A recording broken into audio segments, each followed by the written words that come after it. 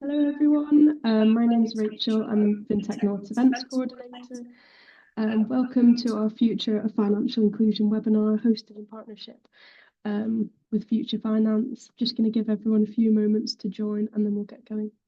Thanks.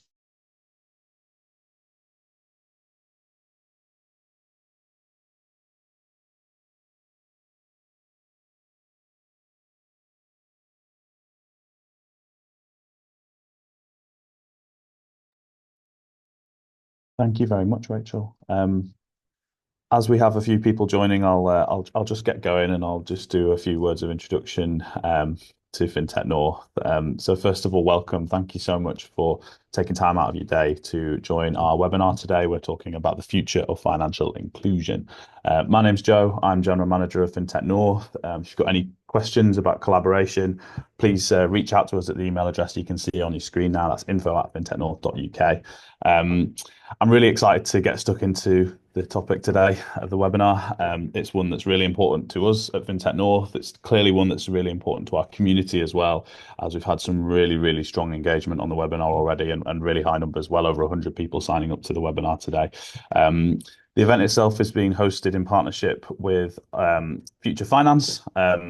So just want to give a big shout out to Jack Stanbury and his colleagues at Future Finance. We'll hear more from Jack shortly, but it's been an absolute delight to support them with their national engagement this year and taking Future Finance on the road and inspiring some more collaboration right across the UK. So yeah, I wanted to say a huge thanks to Jack and the team for their support this year. Really quickly, I don't want to take up too much time. I know it's always a danger when I speak that I can overrun at my own events. I'll try and race through this in record time for the benefit of anybody who's not been to a FinTech North event before. Many of you will have been to lots of our events in the past, but for some of you, this will be the first time that you've joined a FinTech North event. So I always like to take a few minutes to just explain who we are, what we do, what's the role that we perform within the ecosystem. FinTech North exists to bring the northern fintech community together.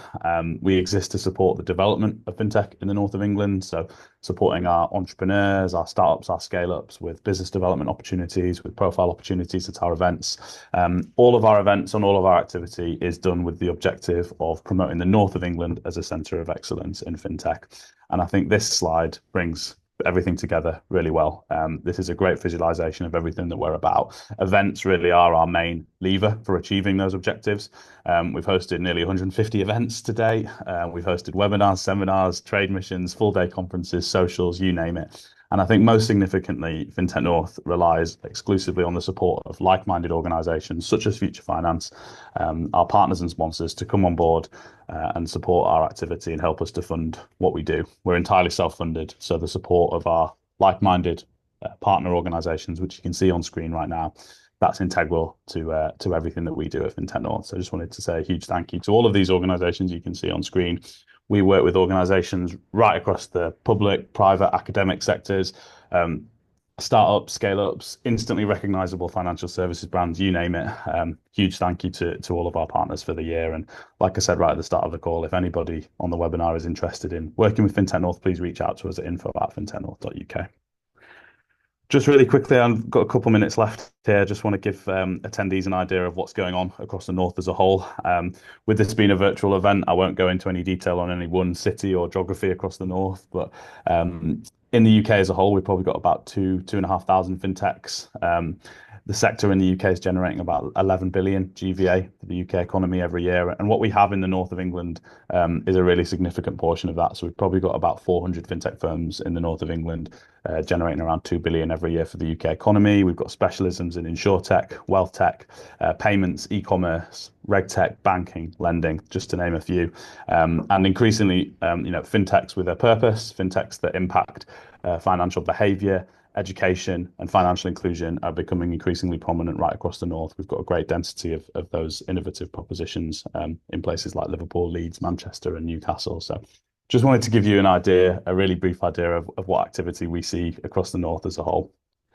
I'm bringing this to a close shortly, but just a quick word on our strategy for the year. In addition to hosting fantastic fintech events, we're focusing increasingly on international trade. So we're going to be making more and more trade missions happen, both in the north of England and in other overseas markets as well. So keep an eye out on our channels for details around international trade events like Money 2020 and Singapore FinTech Festival. And the final thing I wanted to mention is that we are on a bit of a skills crusade at FinTech North this year. We're working tirelessly to enhance the supply of skills into the sector. And to support us in that endeavour, we've come up with what we're calling a FinTech Talent Pipeline Builder, a product and a service for organisations that are looking for support with their FinTech recruitment as well. So if this is resonating with any organisations on the call, I'd love to have that chat with you. I'm going to leave it there. Rachel will put some more slides up right at the end of the webinar today to talk about some of our events that are coming up. But for now, I'll hand over to Rachel to introduce our next speaker. See you all later. Thanks, Joe. That was brilliantly timed. Can I welcome on Jack Stanbury from Future Finance to give a quick welcome as well? Thanks. Hi all, yeah, thank you, Rachel. Thanks, Joe. So I'm Jack Stanbury. I'm from Future Finance, and I'll just do a very quick whistle-stop tour of what we do. But we're really pleased to be kind of partnering, particularly on this event around financial inclusion, because it's a huge topic for us and something that's really close to the heart of what we do as a program.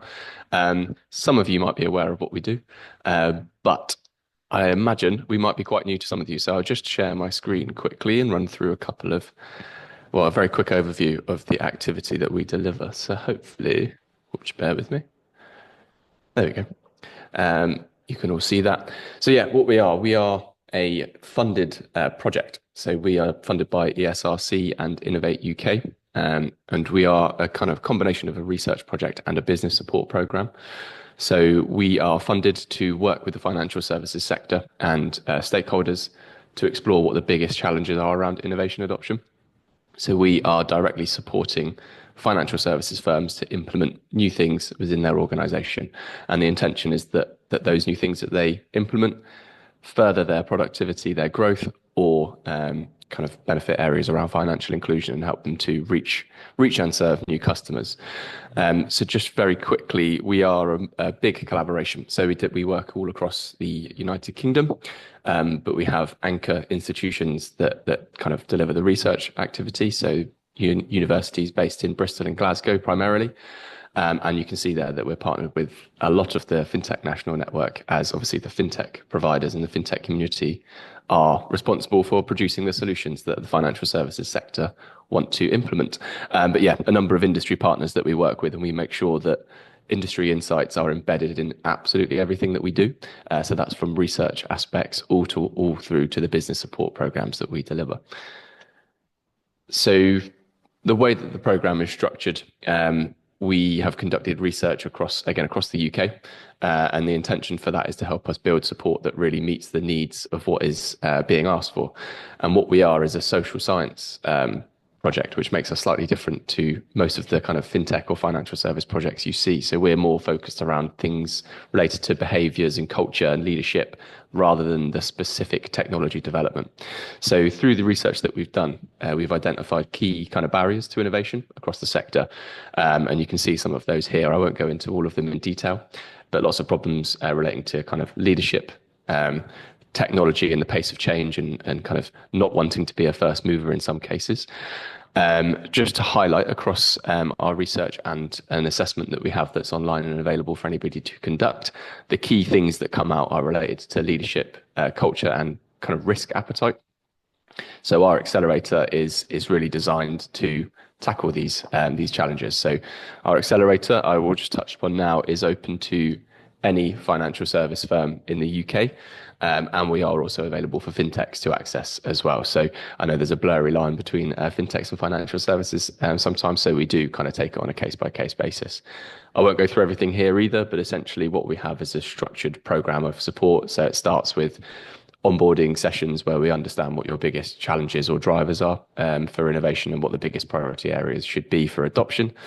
And then we have a load of structured training that navigates those challenges, and funded consultancy programs that will help you to identify and implement something new into your business. So just the key things that we're kind of pushing at the moment, if you're interested in getting involved. So obviously I appreciate there's a real mix of people in the room here. So if you're a financial service firm or a fintech, then this is available for you. So we have discovery workshops, as we call them, and that's essentially a really quick way for us to work with you to analyze your internal and external operations and identify what is a high impact or priority area for you to innovate. And you can have a look at some of the dates we have for them, but they run monthly. So by scanning that code, you can actually book on to it directly. And then also at the moment, we've just launched something which we call the Innovation Adoption Consultancy. So it is a funded consultancy program with a number of different providers of technology or innovation. So we have people that are looking around topics like AI strategy, data audits, change management, leadership, marketing and communications, language, that kind of stuff, all fully funded. And then at the end of a particular project, you can apply for additional funding to purchase software or to get further support to actually implement that change. So they're short projects, sort of anything between 4 days and up to a couple of weeks of support are available through that program. And then just more broadly, as I wrap up just in time, you can join the network to access any of the other activity that we deliver. So there's a lot more that we deliver beyond what I've just talked through. But we run events like the one that we're at today. We deliver in-person events as well. We have paid research opportunities for people who kind of have insights in the sector that we want to listen to. And we also have something that we call a FinTech Ledger, which is a matchmaking facility where we partner our financial service firms to fintech providers that are working in areas that are relevant. So you can access that through joining the network or reaching out to us directly. And we also have a LinkedIn, which posts pretty much everything that we do. So if you're interested and active in that community, then do feel free to follow us on LinkedIn as well. But yes, thanks very much for your time. And yeah, we've got some good speakers today, so I'm looking forward to hearing from everybody else. But at that point, I will stop sharing my screen and pass back to Rachel. Thank you, Jack. Another excellently timed presentation. Going to hand over now to Sharon Collard from the University of Bristol, who'll be talking about the role of fintech in driving financial inclusion. So welcome to the stage, Sharon. Hi, thanks, Rachel. Thanks, everyone. Thanks, FinTech North, for inviting us to speak. So with Jack, I'm part of the Future Finance programme, but I'm going to talk a bit more generally about financial inclusion. I will share my screen. Hopefully, I will be able to do that without too much fuss.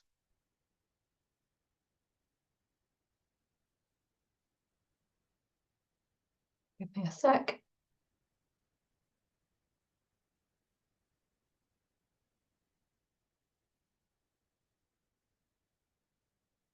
Cool. Hopefully everybody can see that. Please shout if you can't. So yeah, I'm going to give a bit of a kind of scene setting reflection just about the role of fintech in promoting greater financial inclusion in the UK. So I'm slightly embarrassed to say that I started my research career about 30 years ago in 1998, and financial inclusion was on the agenda then. And the things back in the day that we were looking at were banking and payments, consumer credit, insurance, advice, savings, and underpinning it, financial education, financial literacy. And 30 years on, it's pretty much the same.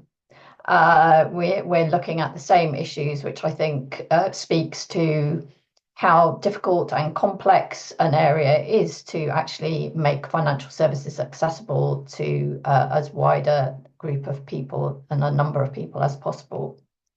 So one of the, as Jack was saying, in terms of Future Finance, that particular programme, we have been focusing specifically or mainly on consumer credit, insurance and advice, although on other areas as well. So it just kind of highlights the fact, I think, that some of these issues remain thorny.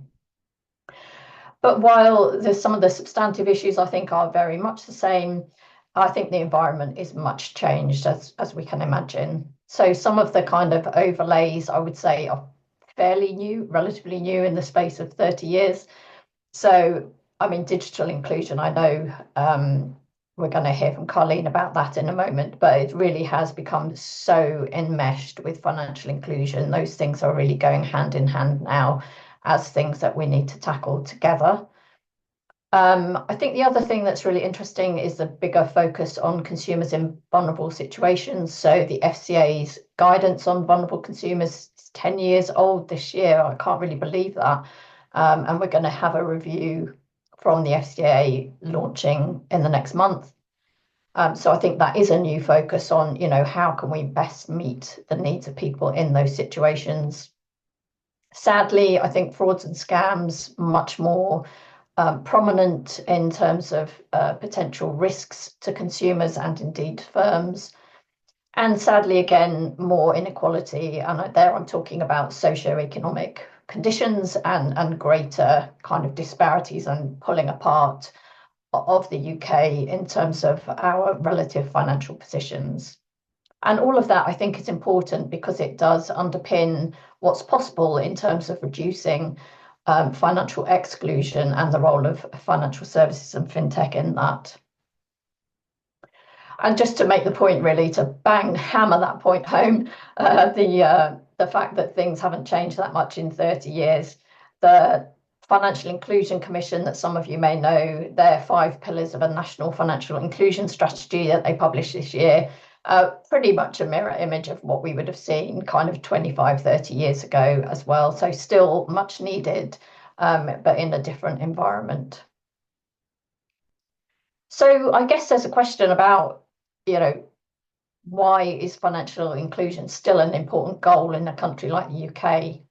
And I guess there's some, so colleagues at the University of Birmingham have been monitoring financial inclusion over many years. And the statistics tell us that, there's still quite significant minorities of people in some areas and actually some quite big groups of people in other areas who are not accessing financial services. So we're doing quite well on banking, I would say. So it's probably between 5 and 8% of people don't have a current account. But for those people who don't have a current account, that's going to be making life really hard, as you can imagine. Borrowing, we see people needing to borrow because of higher cost of living, but not having access to affordable credit. Still really big need for debt advice. Lots of households with no savings, so no financial safety net to weather them through some of the economic storms that we've had recently. And perhaps one of the biggest areas really is home contents insurance. So 6 in 10 of low-income renters have no home contents insurance. So again, really lacking a safety net there. And I guess what strikes me when I talk about these figures is that I'm talking about them product by product, but if you looked at it from a person's perspective and stood in their shoes, they're probably experiencing multiple of these issues themselves. And I guess the other thing that's important to recognise, I'm speaking to an audience that knows a lot about this, but the reasons for people not accessing these things are quite different. So there's a really strong driver for us to have bank accounts because that's kind of fundamental to day-to-day life. But actually products like savings, people might not be able to afford to save. Home contents insurance, you might just not think in the scheme of everything else you have to pay for that it's a great, that that's a high priority for you. So it's a complex issue in terms of there's lots of products and services that it relates to, but also the reasons why people may or may not have them are quite different. I guess one of the things that we have focused on in the UK in recent years, which I think probably is a really important thing to flag, is we know, and we've known from the beginning, that some certain groups of people with certain characteristics and living in certain situations are much more impacted and have less access to financial services than others. So work that we've done in Bristol has focused on financial wellbeing and financial inclusion issues for disabled people.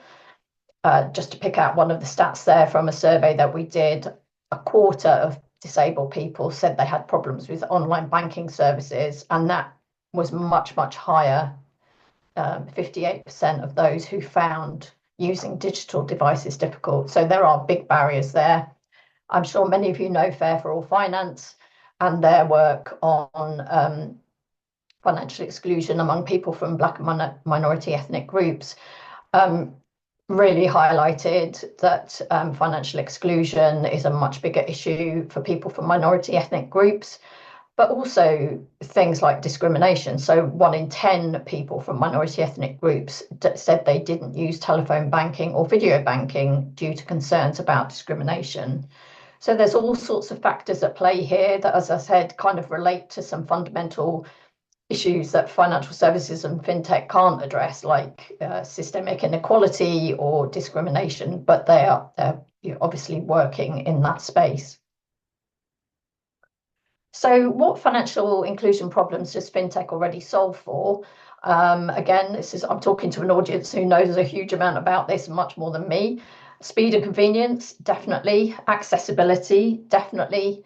Personalized services and lower costs, things like money transmission costs have really come down. I would say, though, and perhaps this is something we can talk about, the focus naturally, because fintechs have to be viable businesses, the focus has been connected consumers in commercially viable market gaps. And I guess the other thing that is worth flagging is that things like speed and convenience, while might be really good in some respects, like being able to open a savings account really quickly and be able to start saving, in relation to things like access to credit or buy now, pay later products, that's a double-edged sword, because we know that it can result in people spending more than perhaps they can afford and finding it difficult to track what they're spending. So what financial inclusion problems might fintech do more to solve for? This is just my personal view, and based on some community research that we've done in Bristol.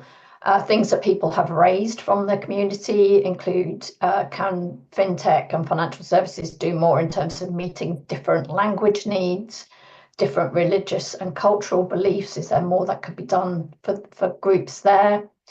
And a much bigger question about low trust in financial services and what is the role of fintech there. And actually the Fair for All Finance research having some interesting findings there. Then there's also things like product features like reminders and trackers, which might help for people, keep track of things like buy now, pay later. But I would certainly say that's a pretty small element in relation to, the need for those services to be regulated properly.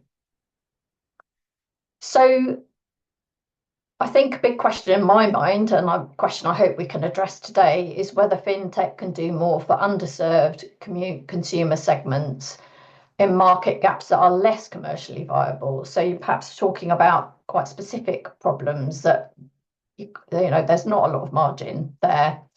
And I would say that I feel quite hopeful that that is possible, where fintech can work in collaboration with others. And just to finish by giving a couple of examples, Future Finance itself, we have a collaborative challenge program which brings different people together from fintech, financial services, civil society organisations to look in real detail at a specific problem and really tackle that with a kind of laser focus. And similarly with our innovation leadership program, some of the issues being looked at there. And the other great example, I think, at the moment is Project Nemo, which is about accelerating disability inclusion in fintech. And again, I think it's a laser focus that they are taking on looking at how to make digital payments more inclusive for people with a learning disability.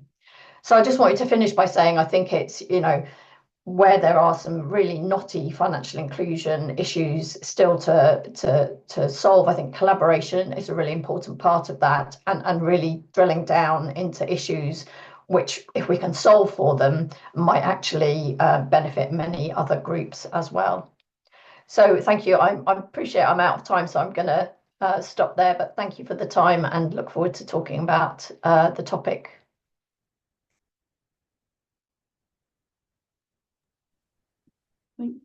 Thank you, Sharon. Can I now welcome Carleen to talk about the challenges in supporting the financially vulnerable? Won't take up too much time.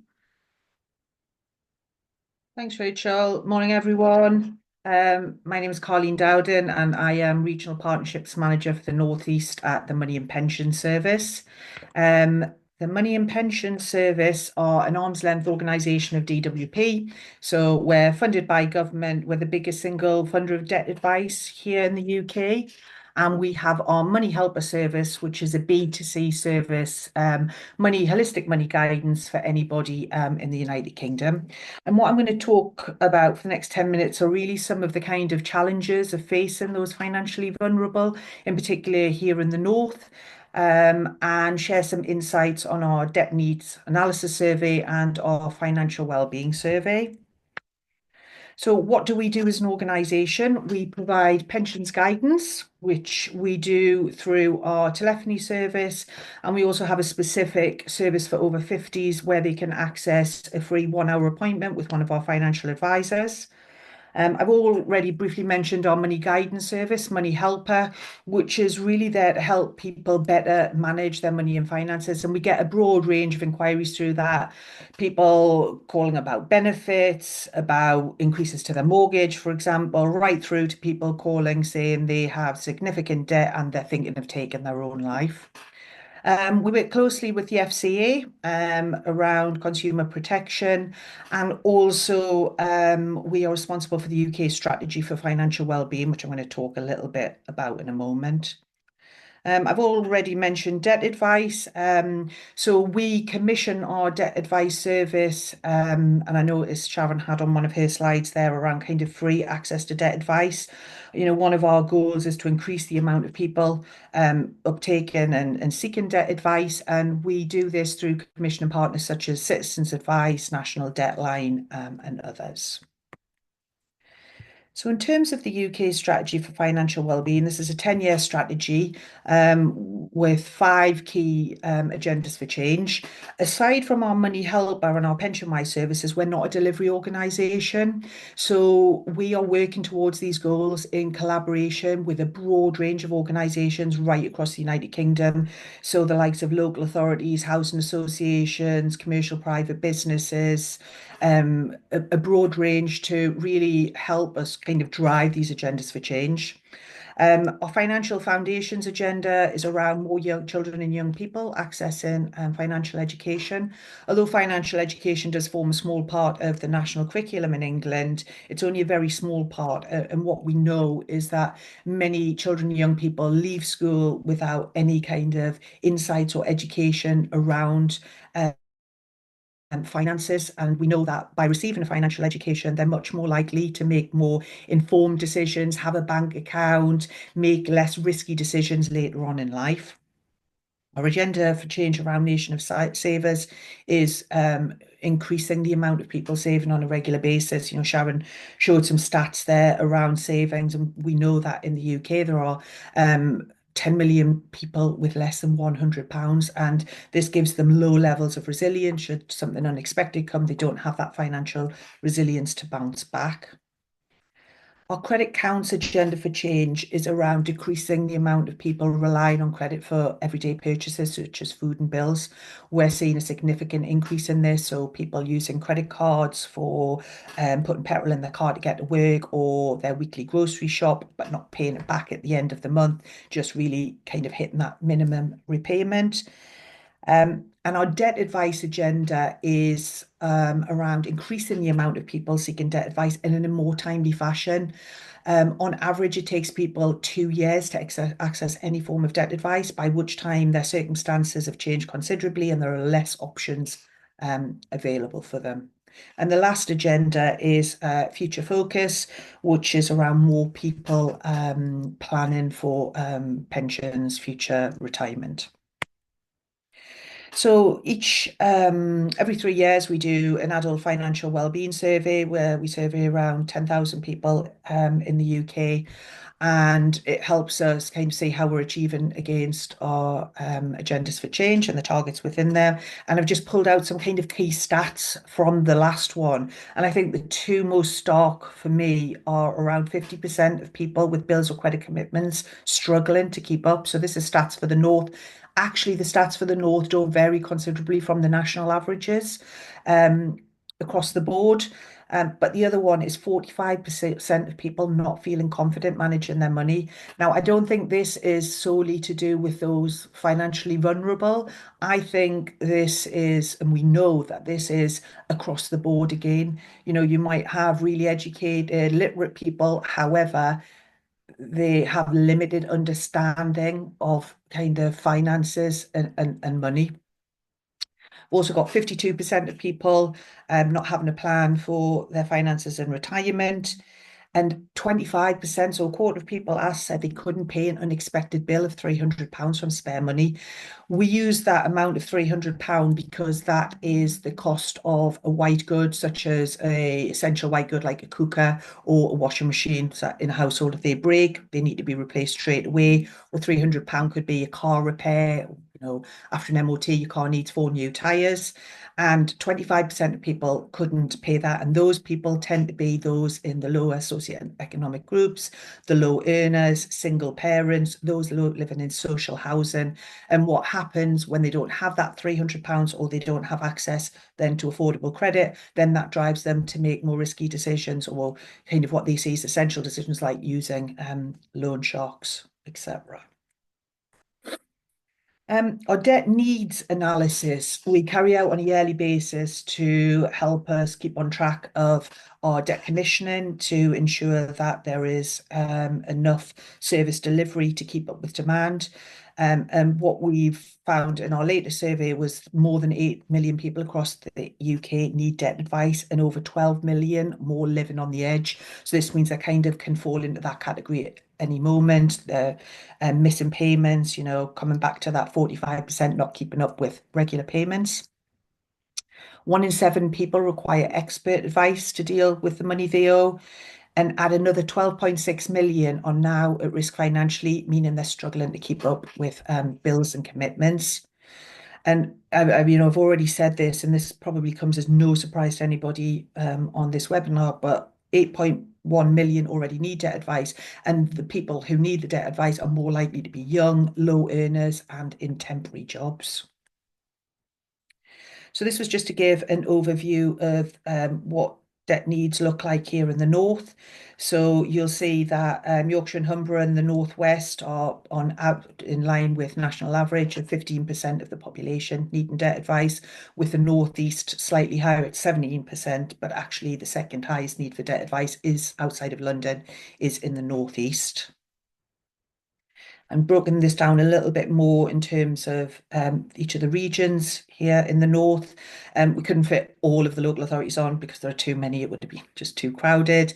But these charts show where the greatest need is, so which local authorities have the greatest need for debt advice across the regions. And you'll see there in the northwest, Manchester, Blackburn, Darwin and Preston have significantly more need for debt advice than the total UK average for debt need, and also the need for the average across the northwest. I think if you look at some of those areas, I know certainly, you know, my work across here in the northeast, Sunderland, Middlesbrough, Newcastle, these areas, these local authorities come up time and time again as those with the most financially vulnerable as part of their populations with the greatest need. So other factors contributing to poor financial well-being, and these will come as no shock to you, but especially here in the northeast, we have above average levels of unemployment and economic inactivity. So a lot of people who are not participating in the labour market because of poor health. Health inequalities is a huge thing here in the northeast, and it kind of, the correlation between health inequalities and poor financial well-being, you know, are well, really, really clear. And also high levels of child poverty. 90% of constituencies in the northwest and 89 in the northeast have 1 in 4 children living in poverty, which I think is absolutely obscene, you know, considering it's 2024. And Sharon touched on this digital disparity. The Northeast has the lowest use of internet users. However, we have some of the highest kind of network coverage here, so I think what we see there is, just because people can access it, it doesn't mean that they can. We certainly know when we're looking at income maximization and trying to reduce customer costs when they're in deficit budgets, that the internet is one of the first things to go, along with, to Sharon's point, home insurance. So it's, I think the challenge there is, and a lot of people just don't have mobile phones or just the data on it to access a lot of fintech products.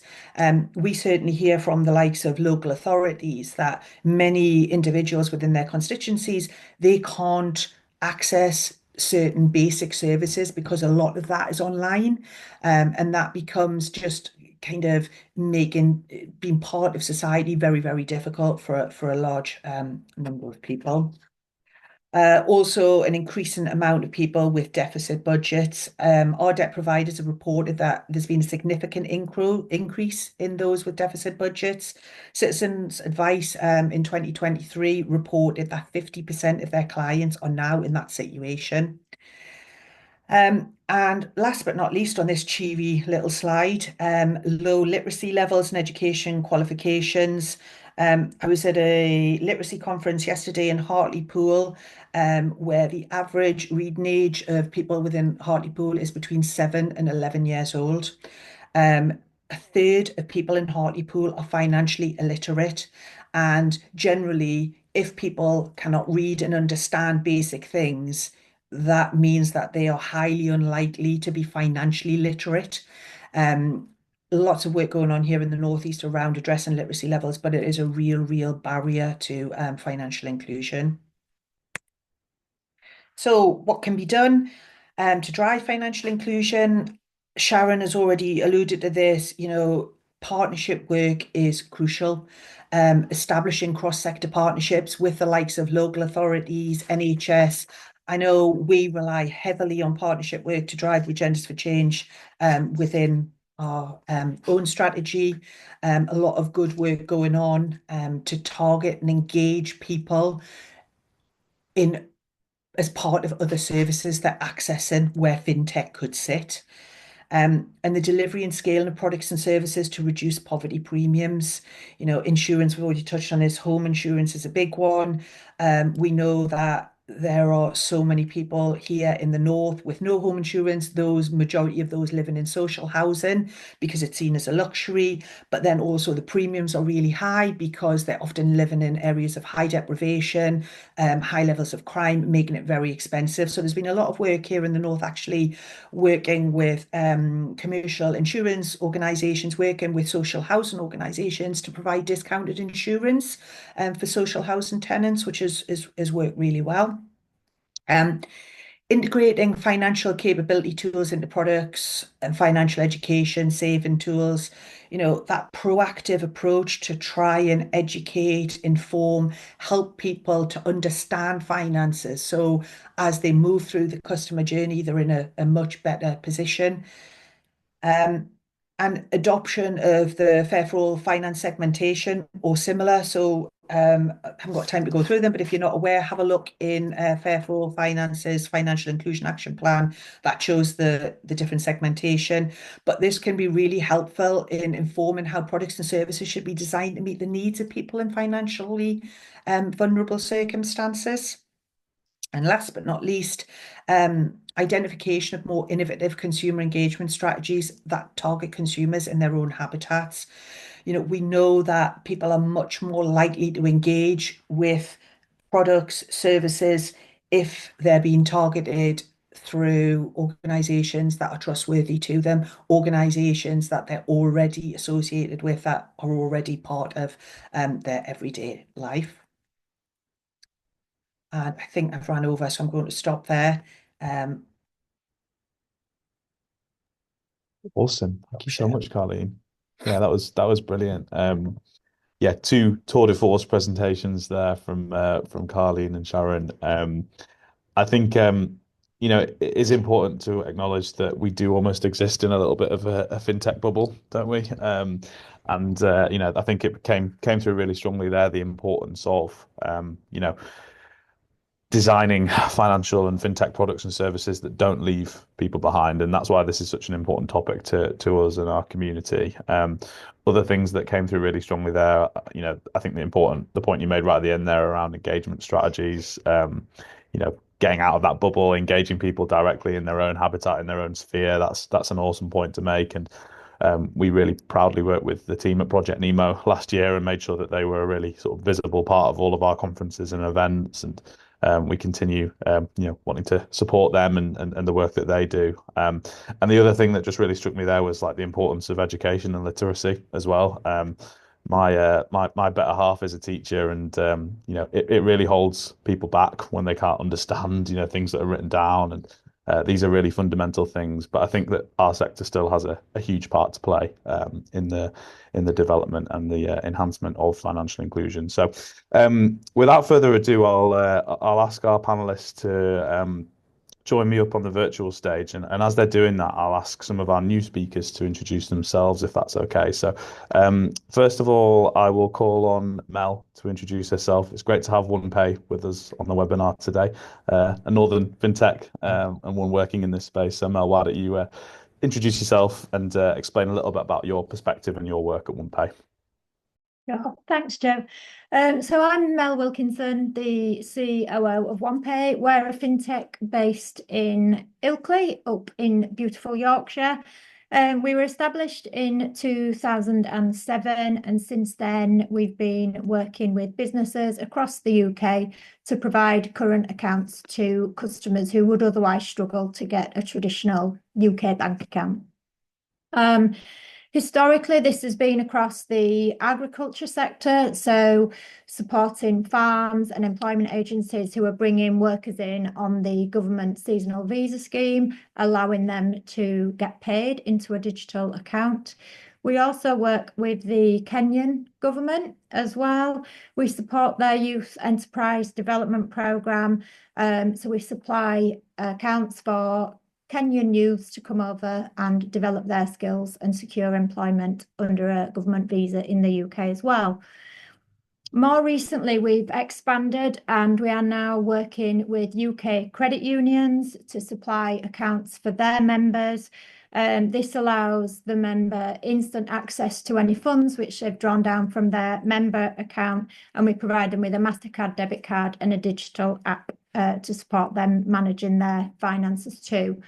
Very much a specialist in providing accounts for financially excluded customers.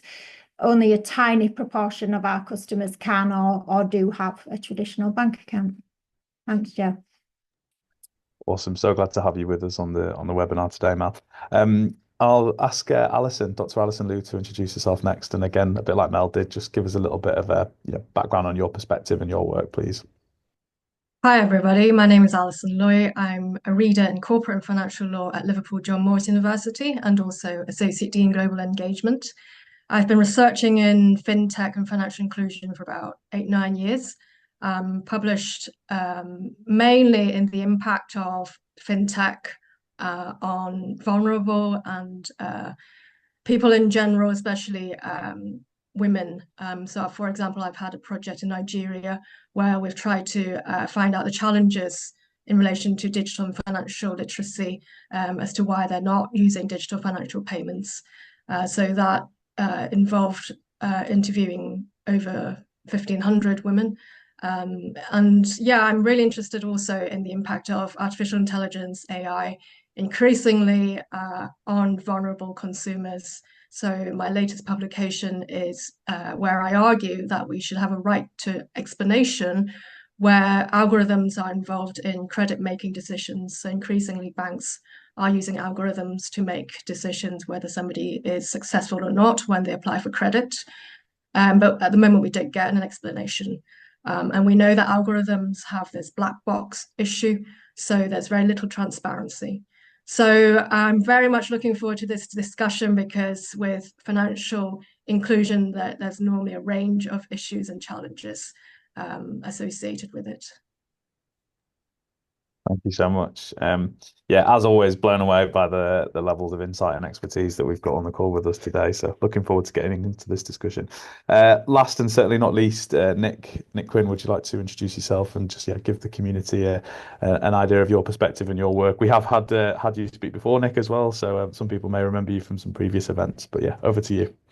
Sure. Thanks, Joe, and really good to be here and come back and speak today.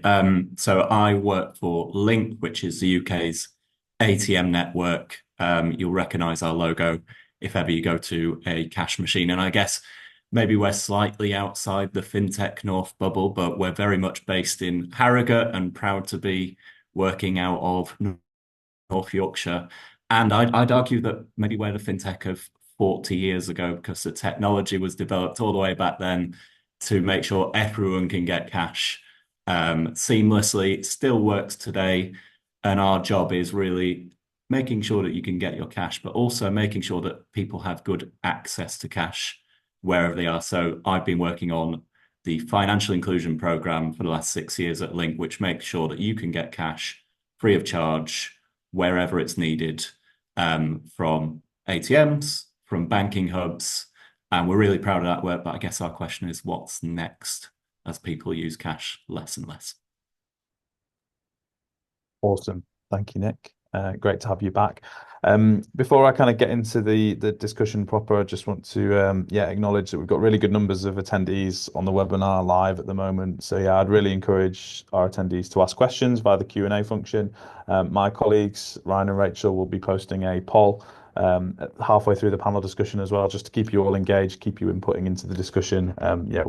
We are renowned for that level of audience engagement at FinTech North, and it's down to you in the audience. So keep those questions coming. There's a couple already in the chat, and we'd welcome more of those as we get stuck into things as well. So the first thing I wanted to ask, well, listen, we had two awesome, presentations to kind of kick things off, and there was a few things that really struck me there. Does any of our speakers want to jump in and just reflect on some of what we heard from Sharon and Carleen before I kick the panel discussion off? Is there any points anyone would like to make just to kick things off? If I could just jump in on one point that really struck me from what Sharon was saying. So Sharon, you said, it's been 30 years and the questions you are looking at are exactly the same. It's a reflection we have here at Link as well. So looking over the last smaller horizon, but the last 6 or 7 years, we've done a lot of work of looking at who's actually using cash. And there's been a massive shift as a result of COVID away for a lot of people. But there is still the same number of people who rely on it day in, day out. So there's a huge shift for some people, but something has stayed exactly the same. And that point that we're looking at the same problem over a long period is absolutely fascinating. Alison, do you want to jump in as well? Yes, I think a common theme that both speakers mentioned is the importance of digital inclusion these days. And Carleen mentioned that there's high network coverage in the Northeast, but access to affordable data is such a crucial issue. So in the Northwest, if we take Knowsley, for example, in the Liverpool City region, there are serious problems with employment, poverty rates in both child and older age poverty, which then leads to issues about education, etc. And a lot of people don't have any interest of going online. They're forced often to go online because they have to complete some benefits application form.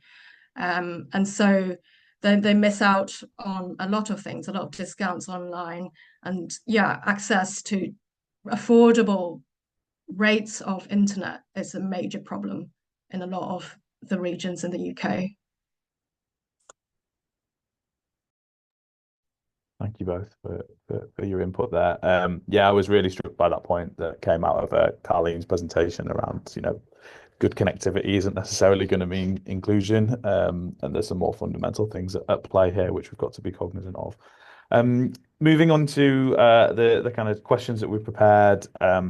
And we'll make sure that we try and get to the community's questions as well. But I'll just get the discussion going first of all, and we'll talk a little bit about the role of cash and the digital transition. So yeah, Nick, I think you're obviously very well placed to talk about this. Cash reliance, access to cash. Who still needs it and why? Can you expand on some of that for us, please? Yeah, absolutely. So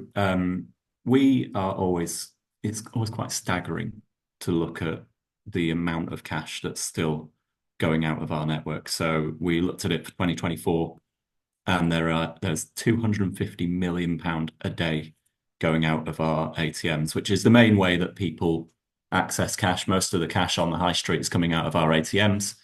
Still a huge number of people who rely on it. It has gone down enormously since COVID. We're talking 40, 50% drops over that time. But obviously, with the amount of transactions that happen, we have the privilege of looking at a huge amount of data about what is going on. And we don't see exactly who is using it because they're not our customers, but we can see where transactions happen. And I think the most interesting thing that we've seen over that 5-6 year time period is that the rate of change is, I'd argue it's two speed. So if you are looking at nice leafy suburbs, you are seeing a rapid shift away from cash. People are using it less and less and less. But when we talk about, Alison, you mentioned Knowsley, when we are talking about inner city, Leeds, Liverpool, Manchester, Newcastle, you are seeing a much slower shift away from cash because people still rely on it, still need it to budget. So who's relying on it? It is overwhelmingly people who are deprived, people who are in some way vulnerable, people who can't afford the data, as Colleen was talking about, to manage their money on an app or don't feel comfortable doing so. And I think there's a really important question that we've got to answer about how we get those people engaged and provide services that work for them. And again, something else that Sharon said about all the work that FinTech's done has overwhelmingly been focused on market segments that give a return and on people who are connected and available. And I think we've got to look at how you get those people who might not give a commercial return to either the big banks or to FinTechs onto a digitally inclusive platform that enables them to access these things. Because the worry at the back of my mind is that all the work I've described that we do on our financial inclusion program is we are absolutely convinced it's really good for financial inclusion. It's really good for those people, particularly in deprived areas, to access their cash for free. But the question we've got is, at what point does it become exclusionary to just focus on access to cash and leave all the wonderful digital products that probably everyone on this call is comfortable using for people who can afford them, and leave people sort of trapped using cash? Now, we'll maintain it for as long as possible. It's government policy. We are absolutely committed to doing so. But I think there's another side to the coin, which is, as Alison said, digital inclusion. That's a really, really good question.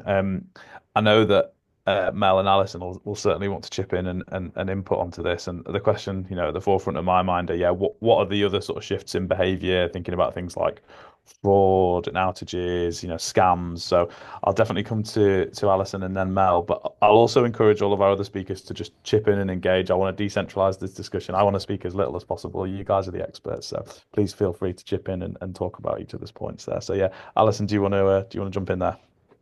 Yeah, sure. So Nick mentioned that there has been a drop in the use of cash, which is understandable, but actually statistics from last year show that there has been an increase of use of cash. 2/3 of the UK population experience problems paying by card and phone.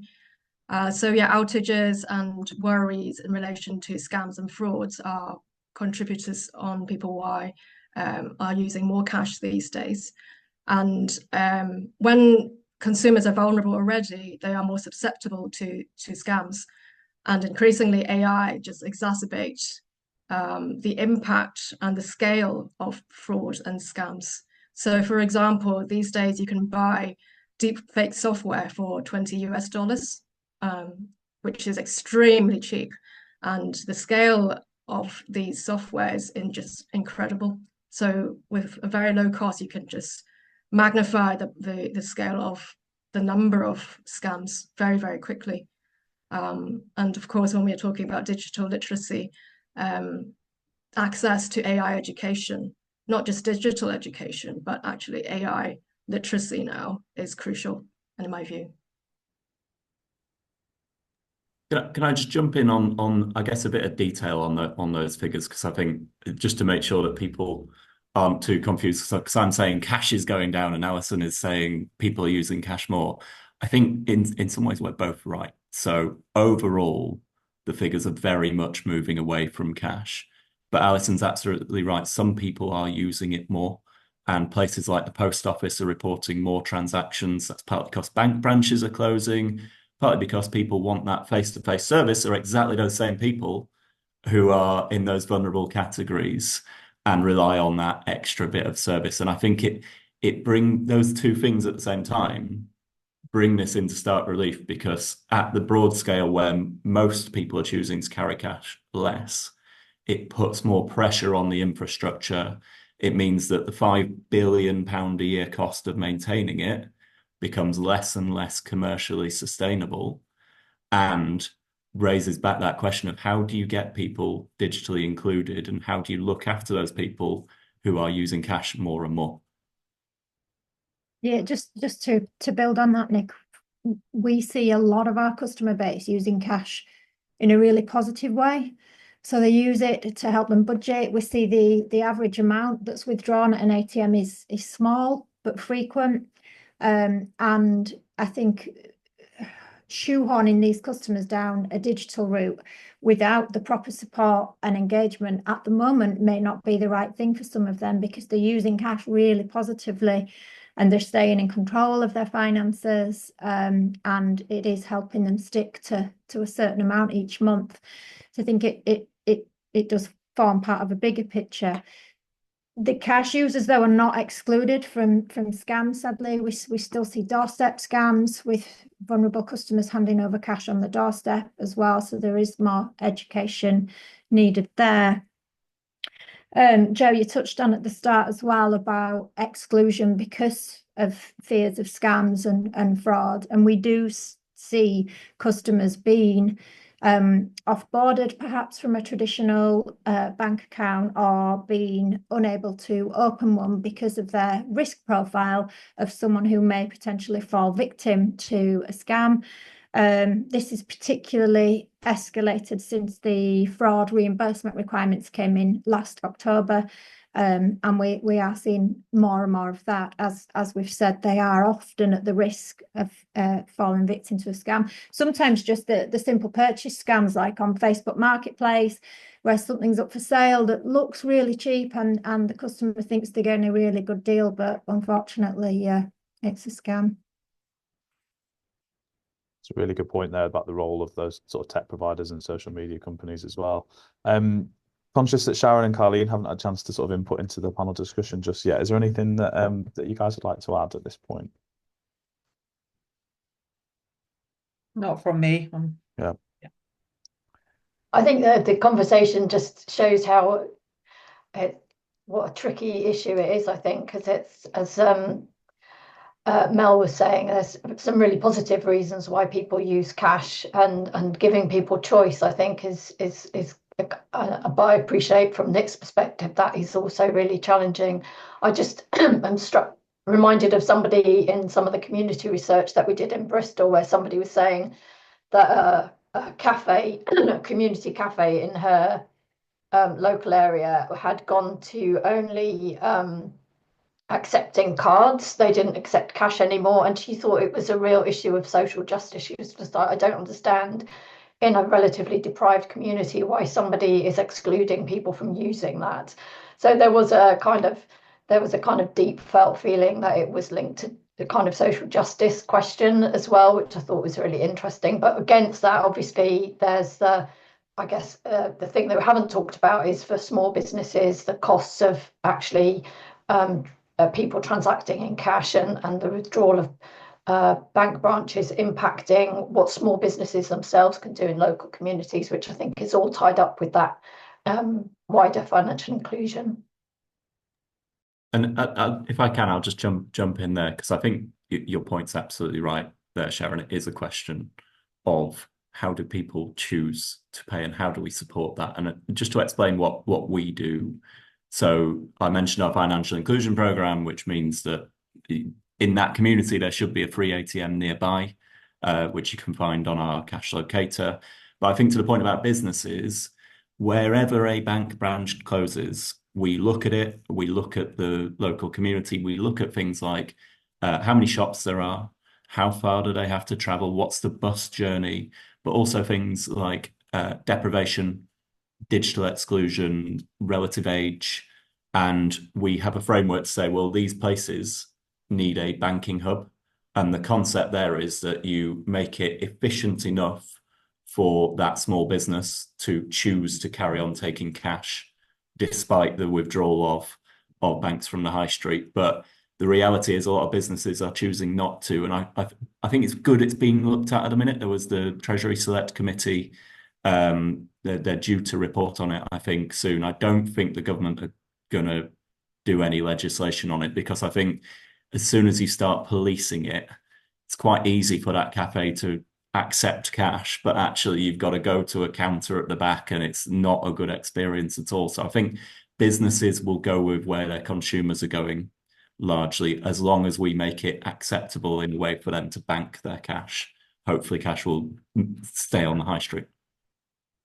Yeah, I agree. So there was a very recent FCA survey in relation to SMEs using cash, and a lot of the businesses are aware of the costs attached to using cash in businesses, which on average cost about 57% more than digital financial payments. But a lot of these owners are happy to accept cash because, as Nick said, they've got to treat customers fairly. It's what the customers want. It's in line with the FCA's treating customers fairly principles. Turning away somebody who wants a coffee and wants to pay in cash is unfair treatment. So yeah, 98% of SMEs said they're quite happy to accept cash and not turn customers away because of that. One of the things we hear feedback on as well is a number of retailers have a minimum spend on a card, which again, if you are in a position of financial hardship, it can force you into spending more money than you'd actually intended to when you went into the retailer, which that can be a challenge as well if they don't take cash. It's a really, really good point. Mel, just sticking with you then, so and maybe broadening this discussion out a little bit. Obviously you're our fintech perspective. What are you seeing in the market then? Are there any other issues that you're looking to address? Like, are there any things that we maybe not mentioned on this call yet? I'm thinking about people from underrepresented groups, other behaviours that are relevant to this discussion. What are you seeing? One of the challenges we're seeing links back to our discussion a few minutes ago on the fraud and scams, and links into what Alison said about the deepfake. We do see these customer groups also falling victim to phone spoofing scams, and they will see the phone number come up. They'll even sometimes go on Google and check the phone number and think, yeah, this is my bank calling, and are more likely perhaps to fall victim to believing that this is their bank on the phone asking them to move money. So we're working very hard on a fraud awareness program with our customers, reinforcing the same messages over and over and over again around that banks will not do this, the police will not call you and ask you to move money, and really trying to help paint a really clear picture of what will and won't happen. Another challenge that we see is a shift to an overuse of digitalization and AI support instead of a real human from a customer service perspective. Lots and lots of these customers don't want to send a message on a phone. They want to speak to a person who can understand them, who can talk to them in language that they understand and really help them there and then. a number of fintechs now only have a digital solution for talking to a customer service team, and it just doesn't work for some customers, which is a real challenge. And I think as well, another challenge is, as we've touched on with the high street banks closing branches on a regular basis, where perhaps previously a potential customer may have plucked up the courage to walk into the branch and try and open a bank account, being forced down a digital route to open an account, particularly if they don't have photo ID to enable them to complete the KYC journey. That can be a real challenge and put people off as well. Yeah, I think all of those, on top of what we've already said, is continuing to make it challenging for people. Yeah, thank you for that. Just while we're talking, I'm going to ask the FinTech North team to pop a poll question in the chat just for our attendees, just to have a bit of a temperature check on sort of views and perspectives amongst our audience as well, which might inform some of the discussion. We've got plenty of questions lined up for our panel here, and I'm keen also to get to some of our audience questions at some point as well. If any of our speakers want to engage with one of those questions, there's 3 in the chat at the moment, please feel free. So James Brown asked, do the panel have a view on helping first-time buyers get on the market? Julian has asked, I'd be interested to hear the panel's thoughts on whether Consumer Duty has had a positive or negative impact on financial inclusion since its introduction. And Luke has asked, what recommended or proven tangible steps can credit unions and other financial organisations take to tackle these topics outside of signposting? So yeah, a few for you all to have a little think about there.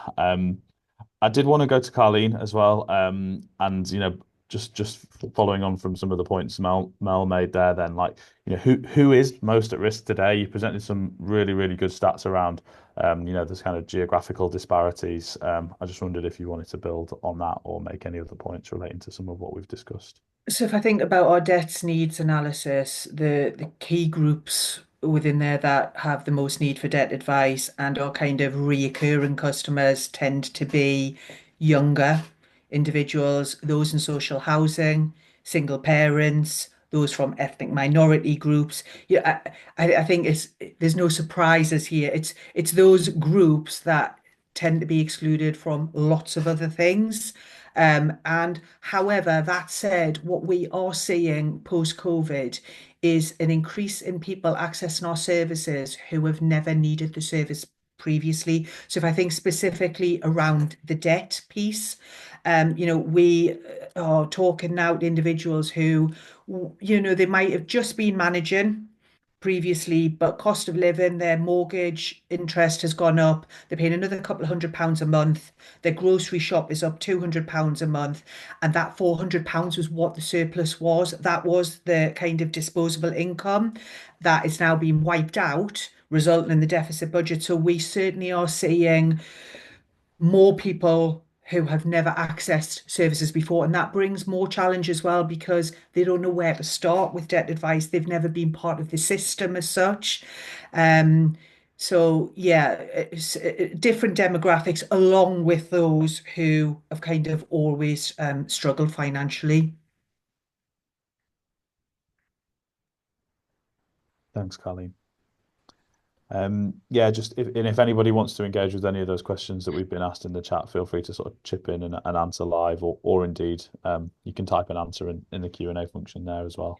Just on the mortgage one, Please, Carleen, Joe, this comes back to financial education. When we do sessions, with employees, so big employers in the region, and they want sessions delivered for their staff. And we work with a number of different partners to do that. And I think it's the lack of awareness. So, for example, lifetime ISAs, right, which are a great product for helping to save towards a mortgage deposit. It is astonishing how many people have never heard of those.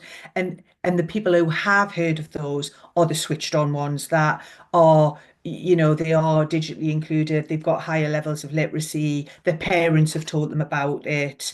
They've got higher educational qualifications. Whereas those who, are not aware of that, they've never been told, their parents don't know about it.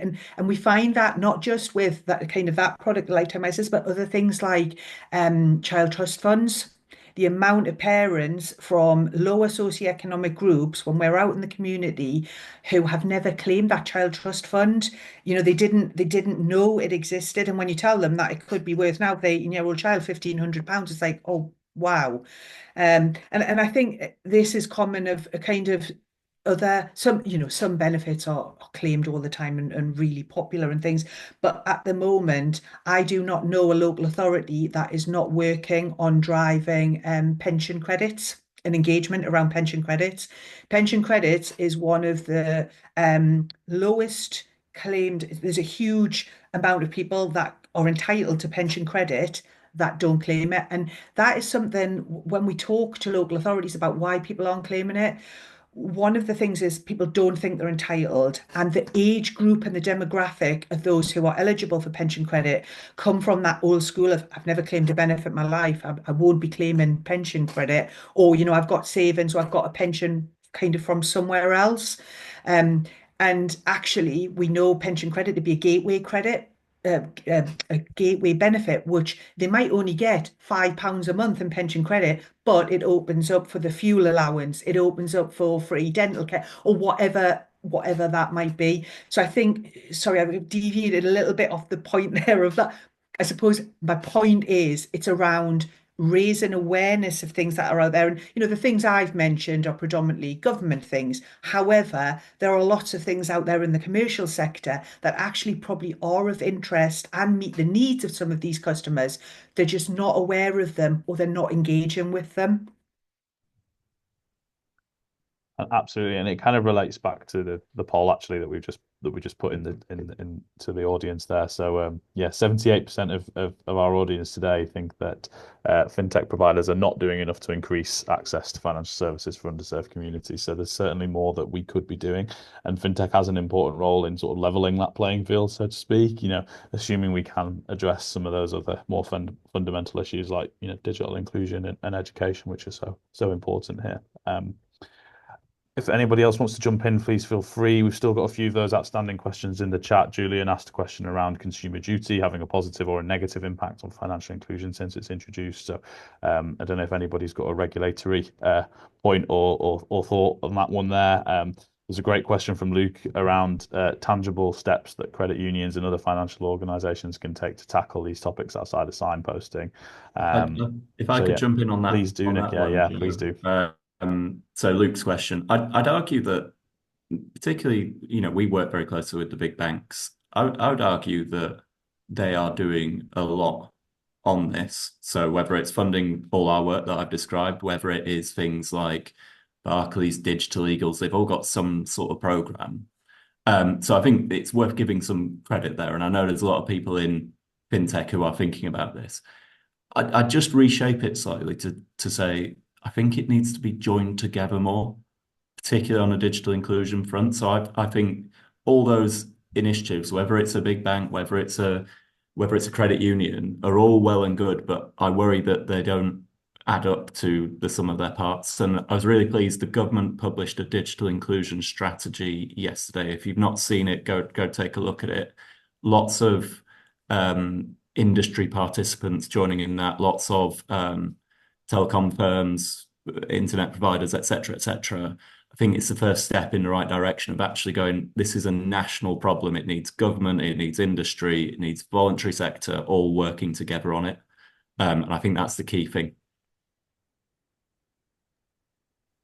Thank you, Nick. Thank you very much. We've touched upon it already, but seeing as this is a FinTech North event and it's certainly embedded finance and things, certainly are things that we talk about quite a lot at our events. Thinking about things like buy now, pay later, credit access, Alison, maybe one for you. Like, does this help? Does this make things worse and create new risks? Do our panelists have any thoughts on that as a new sort of technology here? Sharon, I would go after you. Oh yeah, I was just going to jump in. I think that's a great question, Joe. And I think one of the, it's always been, I think access to credit has always been a really quite a tricky aspect of financial inclusion, because it's almost like it's a bit of a three bear situation. You want people to have access when it's a good thing, and you don't want people to have access when it's not going to be a good thing for them. So it's always been, I think, quite emotive might be the wrong word, but I think it's one of those things people can choose or want to use credit, and the extent to which that's actually going to be a positive financial outcome for them, I think is quite difficult sometimes. But I think what we certainly know, and the growing evidence, is that where people have a lot of speed and it's completely frictionless with things like buy now, pay later, I think while it's working for some people, it's definitely not working for others, where it's just become, I think there's two elements to that. Firstly, they lose track of what they've spent, and it racks up. And linked to that, the fact that actually it's available for many more things than it used to be. So it's now people could use it for grocery shopping, they could use it for pretty small purchases. And I think it's that kind of, it just kind of escalates to the point where people haven't got a hold on what they're actually owing. And then, you know, they might be facing quite steep fees and charges for that happening. At the moment, that's not reflected on people's credit files, for example. So then there's a kind of knock-on impact, because we've been as part of the Future Finance Programme, one of the things we've been looking at is the impact for credit unions of buy now, pay later, where they're working with demographics often who are making a lot of use of buy now, pay later, which then impacts the extent to which they can give people affordable loans, because actually their affordability has been reduced by having so much buy now, pay later. So I think there's this kind of, it's almost like a horrible spiral of people have access to something that's currently not regulated, that they feel is convenient, but then it's racking up problems further down the line because it's actually preventing them from accessing something that also might be helpful. So I think it's really difficult. I feel like some of that, particularly in the credit space, that the lack of any friction becomes quite problematic. And we see that in other work we do with, for example, people who have gambling addictions, where access to credit in a very frictionless way can be quite damaging. It's such an important point around getting friction right. I'm really glad you brought that up there, because obviously so much of fintech is around efficiency and speed, isn't it? But you know, it's important to have that sometimes, and to keep that in mind when we're thinking about, you know, CX and UX. Alison, were you going to come in there? Do you want to jump in? Yeah, so on the issue of credit, and it relates to John's question in the chat function, in terms of are we using the right tools to understand if we should provide finance to the underserved communities, and are credit file searches enough? So for people who have insufficient financial records or credit history, there's one app called Tala that uses social media information to look at people's networks and therefore make a judgment in relation to their repayment. So it works by looking at their financial identity in relation to the potential borrower's stability in key relationships and connections, their network diversity, their location, consistency, and financial transactions, all through the social media platforms. And there's evidence to show that a borrower with at least 58 contacts are more likely to repay their loan. So this kind of information is non-traditional data, and at the moment not widely used. So why not open it and look at social media information for especially underserved communities where they don't have that credit history?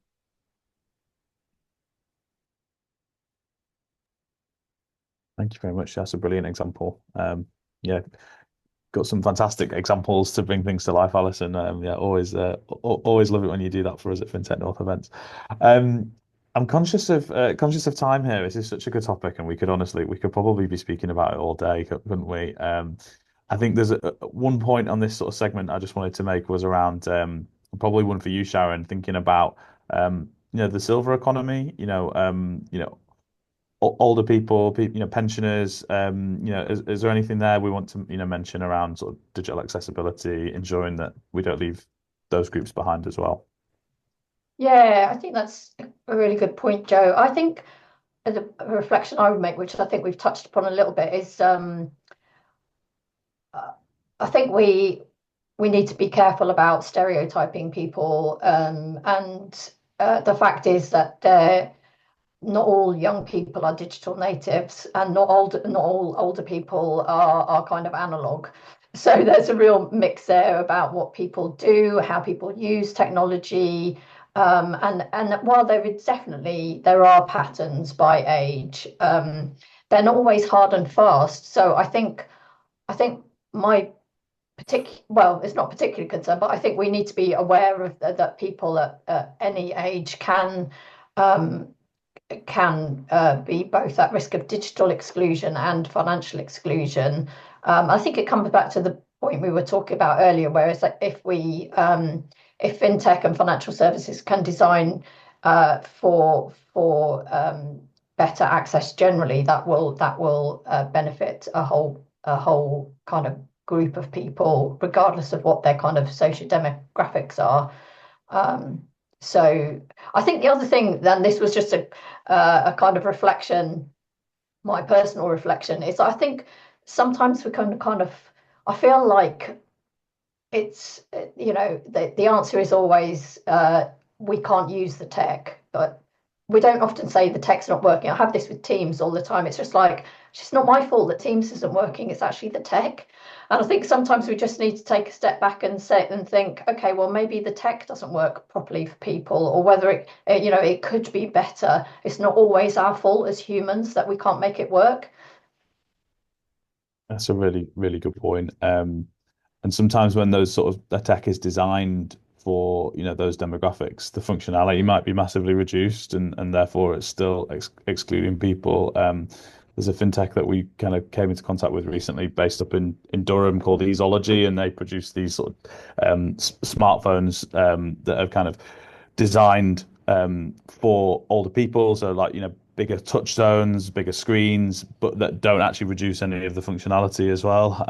So yeah, it's important to think about it from that side too, isn't it? And I think you've touched upon a really important point there. Like, I think we've all got with some great insight shared here, and I think collaborations kind of come through quite strongly here as key to moving this forward. Like, the fintech sector is kind of coming up with all of this innovation, but who else do we need to bring on this journey with us, really? So yeah, just thinking about I suppose like local authorities, organizations like Future Finance, like, can partnerships help, bridge gaps there and come up with the answer?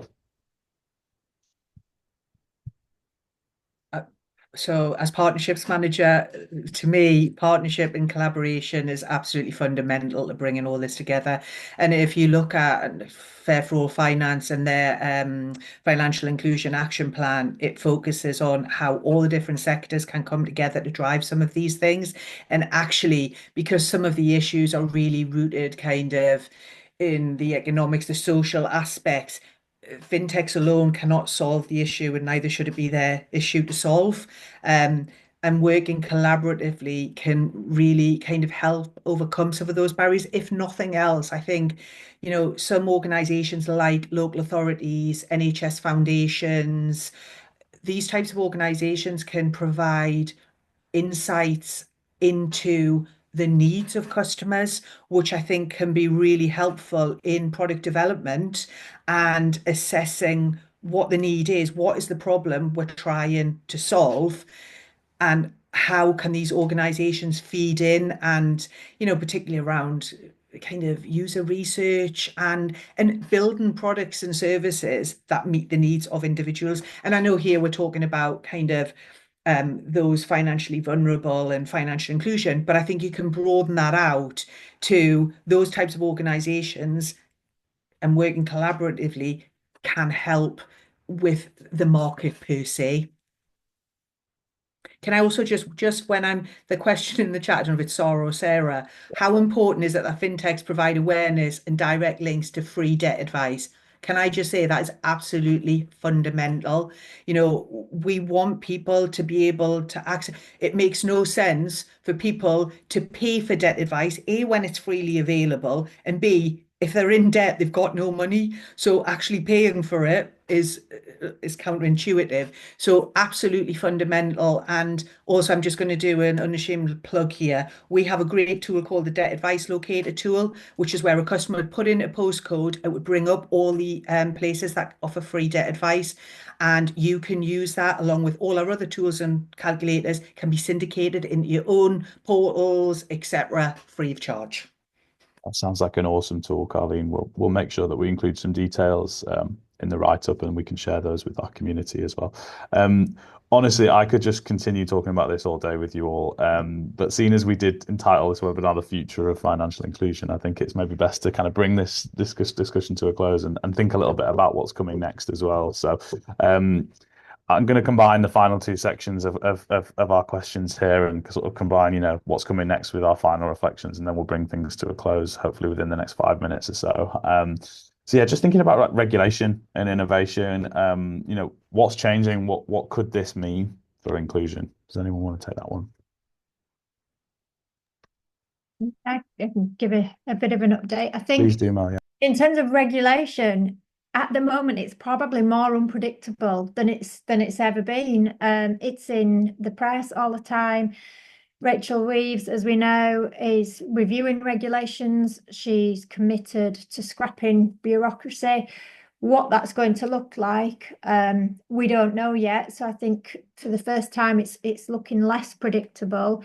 I think certainly from a regulations perspective, the ones that have been recently set around protecting vulnerable customers need to stay.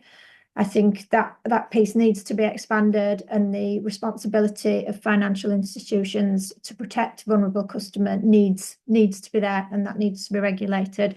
But the future of it at the moment, I think, is harder than ever to predict with all the reviews that are happening and all the papers that are current at the moment. And then, Nick, Alison, do you guys have any thoughts there? Nick, I'm sure you'd be keen to chip in around, the digital pound and other government policy shifts. But any other thoughts as from you say, we could go on forever on this, Joe. There's a huge amount of change on payments, and I think one of the key things is the national payments vision, which government published recently. There's a lot of working groups going on with that. What is the future? And the whole idea is that you have the next generation of payments, and we become globally leading again on payments and have the best platforms and the future of everything. And my one plea through it all is that we have that golden thread of financial inclusion running through it, and we don't forget the people that we've been focusing on this call need to be participants safely and effectively and inclusively in that payment system. It's a huge opportunity, and our message to government on it is don't forget those people. Don't get carried away by making it the best competitive future thing, because if it doesn't include those people, it ain't gonna work. So I guess that's the biggest thing that's next. Yeah, I think the mood music right now is very much kind of deregulation, which worries me in terms of protecting consumers. And the immense power that these big technology companies are trying to wield over various governments across the globe also concerns me. So I really do think that, as Nick says, we really have to have this continuous thread of protecting consumers fairly running across. Otherwise, all the good work that everybody has done will be lost. I was just going to jump in and say Julian had put a question in the chat earlier that I think we'd kind of somewhat addressed about the impact of consumer duty. And just to Alison's point there, I think we could really do with some information about, what impact has consumer duty had, because I think that's quite measuring outcomes. I appreciate is really hard for us as academics and researchers and for financial services, but I think really understanding what difference it has made, and I would hope it had been positive, I think would be really good. So, I mean, I don't know if there's any plans for that to happen, but I think we could really do with understanding, given how much effort and time and firms really, I think, to the credit of the financial services sector, really taking it on board and thinking about what that means for their consumers. But I think we do need to know what the impact is. Be a really, really good question to ask the FCA, I think, Sharon. Awesome. We'll make sure we ask that when they're next at one of our events, for sure. I think I'm probably getting ready to bring things to a close here. I think there's one really nice question that I wanted to ask as well here, which is obviously thinking about, building solutions. Obviously, Carly, your presentation, this is an issue really acutely felt in the north of England, isn't it? So, can the North lead the way? Can we build a centre of excellence for financial inclusion in the North? And that might be something that Carleen and Nick would like to chip in on. Absolutely. We are pioneers here in the North. And I think, joking aside, so that I'm Regional Partnerships Manager here in the Northeast. There are 10 of us across the country. And I would say that what we tend to see is that people are much more up for working collaboratively here in the North than in other regions, and particularly around the London areas and stuff, because things are just not as joined up just because of the nature of things. So we have, and there are the kind of networks and platforms and things to allow that collaborative work to happen, and they already exist. And I think, for any fintechs that are on there who are thinking of engaging with sectors such as voluntary and community sector or local authorities and things, there are plenty of opportunities to do that here in the North. So yeah, I think certainly something we can pioneer here. 100% agree. And again, when we're speaking to government, we're saying, why don't you build the future payments vision in the North? And I go back to one of the first things I said, which was Link's 40 years old. It's based in Harrogate.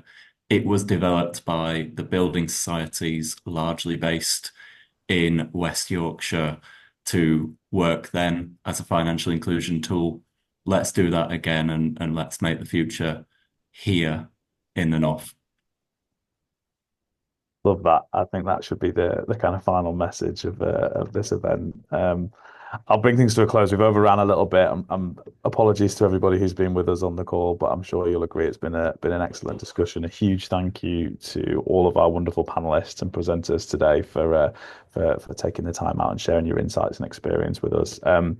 We'll be producing a write-up and a recording of this webinar, which we'll be sharing along with some of the really important details and initiatives that some of our speakers shared with us. So keep an eye out for that across some of our channels. I'll hand over to my colleague Rachel just to highlight a few of our other upcoming initiatives. But yeah, huge thanks to everyone who's joined us and everyone who's been a speaker today.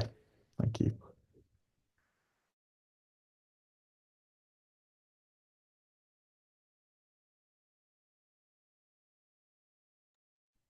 Just to quickly jump in here, we've recently introduced season tickets, which you can purchase alongside any of our events on Eventbrite. We've got loads of loyal attendees who come along to a lot of our conferences, and we wanted to offer something that makes it more accessible to them. So season ticket will cover all of our events for a year, as you can see on the slide. And just to give you an idea of what we've got coming up next, so we've got a social in Leeds on the 5th of March for anyone who's based in Leeds, first flagship conference of the year. In Liverpool on the 18th of March, pitch and present final event on the 25th, North East Social on the 26th, and Northwest Wealth Tech Forum on the 2nd of April. And then we've got a Leeds conference on the 15th of May and an East Yorkshire Social on the 12th of June. So we'll be hitting the whole North in Q1 and 2. So hopefully see you at some of these events. Thank you for joining the webinar today.